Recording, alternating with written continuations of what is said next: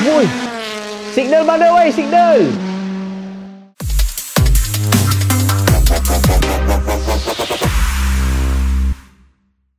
Hello, Assalamualaikum. Kita jumpa lagi di dalam Sembang Angel bersama Adi. Dan tajuk untuk hari ini, Adi nak bawa korang tengok kereta 10 kereta Jerman terpantas untuk tahun 2022.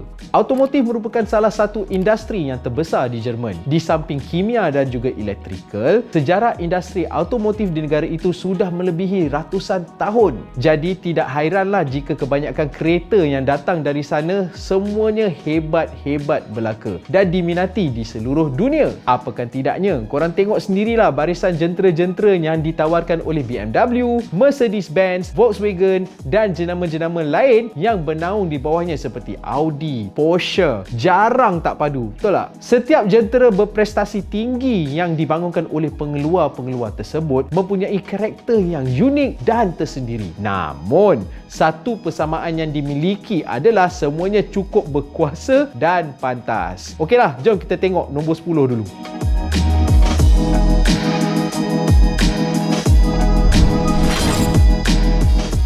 Okey, nombor 10, Mercedes-Benz AMG GT Black Series. Kalau korang tengok ni, rupa dia macam sama juga macam adik-beradik dia, macam GTS, GTR ataupun GT Black Edition ni. Tapi ada minat GT Black Edition ni. Daripada dulu lagi, kalau main game Need for Speed, inilah kereta dia. Dengar sahaja nama Black Series, korang confirm akan tahu yang prestasi dia jauh lebih menyengat berbanding dengan model AMG standard. Dalam banyak-banyak kereta yang dihasilkan, hanya 4 model yang pernah dikurniakan gelaran ini dan AMG GT merupakan ahli kelima dalam kelompok elit itu. Dengan menghasilkan 730 horsepower dan juga 800 Nm of torque yang dibekalkan oleh enjin 4.0 liter bi-turbo V8 yang dinaik taraf, ia mampu memecut dari 0 hingga ke 100 km sejam dalam masa 3.2 saat dan 0 hingga ke 200 km sejam dalam kurang 9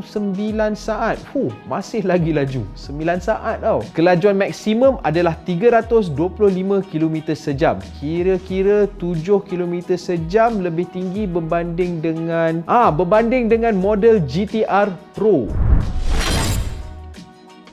Yang ke-9, Audi RS3. Rupa dia sebiji macam AMG A45 kan, sebab hot hatch dan juga hot hatch. Cuma bezanya yang untuk RS3 ni dia ada dua, iaitu hot hatch dan juga sedan. Merah itu hot hatch, hijau itu sedan. RS3 ni mungkin tak popular lah macam A45, tapi dia ni tak adalah bermakna yang dia orang ni tak boleh dipandang rendah. Okey, sebab ada yang minat Audi, ada yang minat Mercedes-Benz. Kalau yang bahagian Audi ni memang akan cerita pasal RS3, yang Mercedes-Benz ni akan bercerita tentang A45. Okey, kita sambung balik tentang RS3. Okey, dia menggabungkan prestasi setanding supercar dalam bentuk praktikal. Tidak dinafikan lagi, ia adalah antara yang terbaik dalam segmen dia. Dengan menggunakan enjin 2.5 liter 5 silinder TFSI yang menghasilkan 400 horsepower dan juga 500 Nm of torque yang membolehkan RS3 ni melakukan pecutan daripada 0 hingga ke 100 km sejam dalam masa hanya lebih kurang dalam 3.8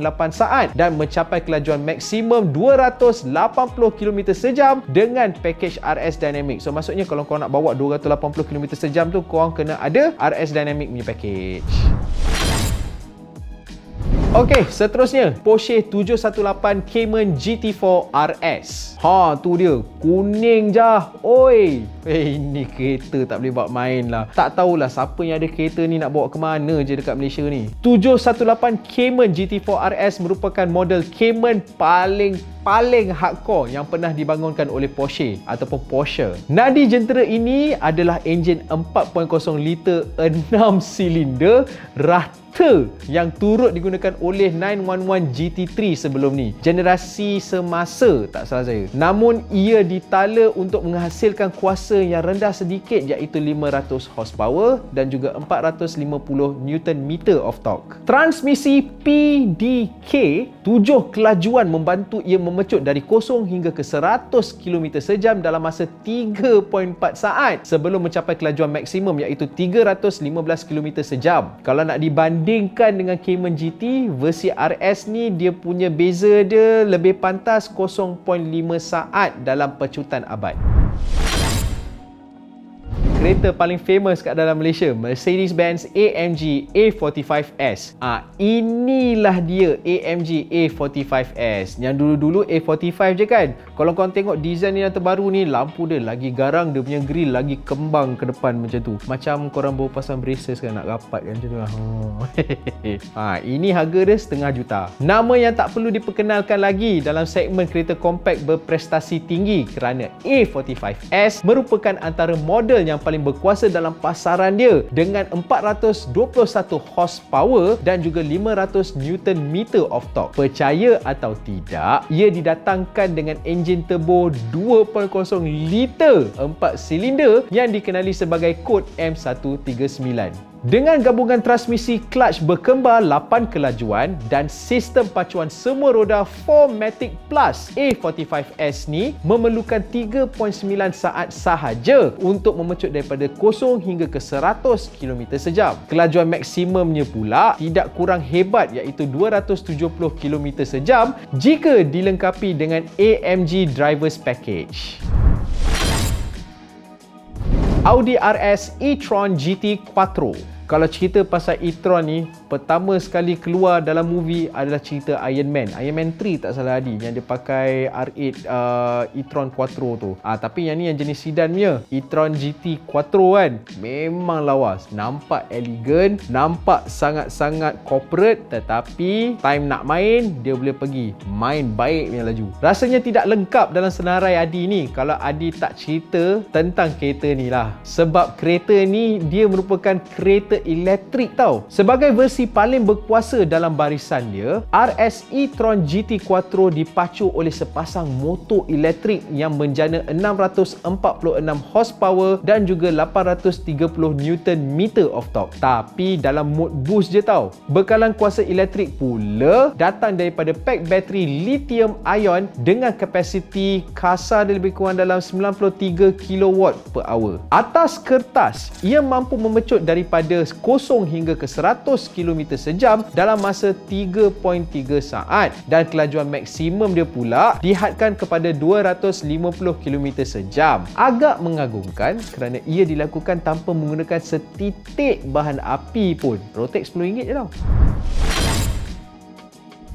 Nombor 5, Porsche 911 GT3. Salah satu kereta lah dalam banyak jenama kan. Porsche ni lah, kalau kau bagilah apa jenis color pun buruk dekat Myvi, dekat dia tetap lawa. Dalam generasi 992 ataupun 992, Porsche 911 GT3 dikuasakan dengan enjin aspirasi natural 4.0 liter flat 6 yang boleh menghasilkan 510 horsepower dan juga 470 Nm of torque. Dan enjin bay dia betul-betul dekat belakang kabin. Ini membolehkan pemandu mendengar jeritan enjin ini pada putaran 9000 RPM dengan lebih jelas lagi. Jika dilengkapi dengan transmisi PDK 7 kelajuan, pecutan dia boleh pergi daripada 0 hingga ke 100 km sejam boleh dilakukan dalam masa 3.4 saat sahaja. Manakala kelajuan maksimum dia pula boleh mencecah sehingga 318 km sejam. Dengan kotak gear manual 6 kelajuan pula, pecutan abad lebih perlahan iaitu 3.9 saat, tetapi kelajuan maksimum dia terus naik jadi 320 km sejam.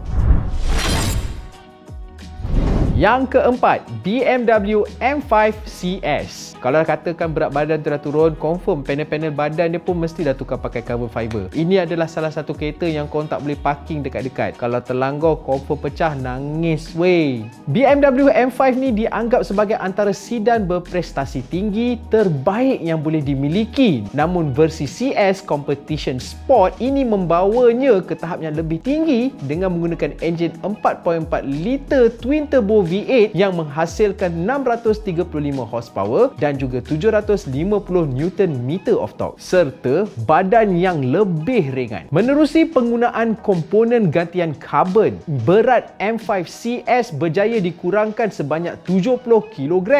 Kalaulah Adi boleh turun berat badan macam tu. Ini membolehkan ia melakukan pecutan abad dalam hanya 3 saat sebelum mencapai kelajuan maksimum iaitu 305 km sejam. Okey, nombor 3 pula. Jom kita tengok Volkswagen Golf R. Inilah dia MK8. Nak bandingkan dengan MK7, rupa dia sangat-sangat berbeza. Especially dengan lampu dia tu, dengan rim dia yang sangat garang, dengan facelift dia nampak sangat-sangat lain. Dan juga bukan takat rupa je lah kawan. Enjin pun dah lain, lagi laju daripada yang dulu. Golf R MK8 adalah versi yang paling berkuasa pernah dihasilkan oleh Volkswagen setakat ini. Dengan kuasa berjumlah 320 horsepower atau 420 Nm of torque, iaitu 20 horsepower dan juga 40 Nm of torque lebih tinggi berbanding daripada MK7.5. Kuasa tersebut dijana oleh enjin EA888. Lain macam ni, sekejap lagi boleh cuci. 2.0 liter 4 silinder yang telah dinaik taraf secara menyeluruh. Confirm kita cuci sekejap lagi. Dilengkapi dengan transmisi DSG 7 kelajuan dan sistem pacuan semua roda 4Motion. Ia boleh memecut dari 0 hingga ke 100 km sejam dalam masa 4.8 saat sahaja. Kelajuan maksimum dihadkan secara elektronik pada 250 km sejam. Namun bergantung kepada pasaran, pelanggan boleh mendapatkan package R Performance yang akan meningkatkan kelajuan maksimum kepada 270 km sejam. Yang kedua, Audi R8 V10 Performance Quattro. Tak boleh dinafikan, R8 memang lawa. Adi pernah cerita dulu kan pasal Volkswagen pernah buat W engine kan. Kan rupa dia kan macam ni juga.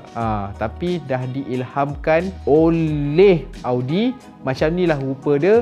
Dan rupa dia makin lama makin canggih, makin compact dan makin mengancam. Tapi sayang, Adi tak boleh bawa. Ni sangkut. Dipacu oleh enjin 5.2 liter V10 versi performance, ini mempunyai 620 horsepower dan juga 580 Nm of torque. Kuasa tersebut itu disalurkan ke roda oleh transmisi clutch berkembar S-tronic 7 kelajuan menerusi sistem pacuan Quattro. Pecutan dia daripada 0 hingga ke 100 km sejam dilengkapkan dalam masa 3.1 saat, manakala kelajuan maksimum pula dia boleh pergi sehingga 331 km sejam. Prestasi ini tidak akan menjadi kenyataan tanpa penggunaan kerangka Audi Space Frame ataupun ASF yang menjadikan ia 15% lebih ringan berbanding model terdahulu. Sebahagian besar kerangka tersebut diperbuat daripada polimer diperkuatkan gantian karbon ataupun CFRP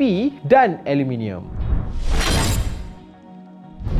Okey, yang terakhir, nombor 1, Porsche Taycan Turbo S. Ini satu lagi malaon. Memang cantik. Adi first time tengok kereta ni, tengok cerita apa? Red Notice kot dalam Netflix. Nampak lawa. Sekali The Rock masuk bawa, sekejap dia, pam, hancur. Kereta hancur, hati Adi pun hancur. Walaupun tidak mempunyai enjin pembakaran dalaman, Taycan diberikan nama varian seperti Turbo ataupun Turbo S untuk menunjukkan tahap kuasa dia. Diposisikan sebagai varian tertinggi dalam barisannya, Taycan Turbo S mempunyai 2 buah motor elektrik yang menjana kuasa keseluruhan sebanyak 625 horsepower, ataupun kalau pakai overboost dia boleh pergi sehingga 761 horsepower dan 1050 Nm of torque. Dengan bantuan launch control, ia boleh mencapai kelajuan 0 hingga ke 100 km sejam dari keadaan pegun dalam hanya 2.8 saat. Kelajuan maksimum pula adalah 260 km sejam. Tak adalah setinggi supercar dengan enjin pembakaran dalaman tu,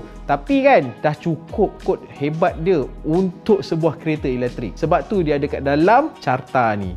Okey, 10 kereta Jerman terpantas 2022 telah Adi huraikan. Kalau korang ada tajuk yang lagi best nak sharekan dengan kita orang, bolehlah tahu dekat komen. Nanti Adi minta tolong Syasha pilihlah yang mana satu yang menarik. Lepas tu Adi akan bawa ke episod yang seterusnya. Walaupun carta ni penuh dengan kereta yang hebat-hebat, Adi pun belum tentu boleh dapat sebiji lagi. Kalau dapat cium pun jadilah, sebab kereta ni mahal sangat. Tapi kepada yang mampu tu, respect lah brother. PM lah, bolehlah Adi nak try test drive kan, boleh buat episod baru kan. Kita jumpa di episod yang akan datang bersama Adi, dan jangan lupa subscribe, like dan juga notification button tu tolong kasih on untuk episod baru daripada kami. Kita jumpa lagi di episod yang akan datang. Assalamualaikum. Bye bye.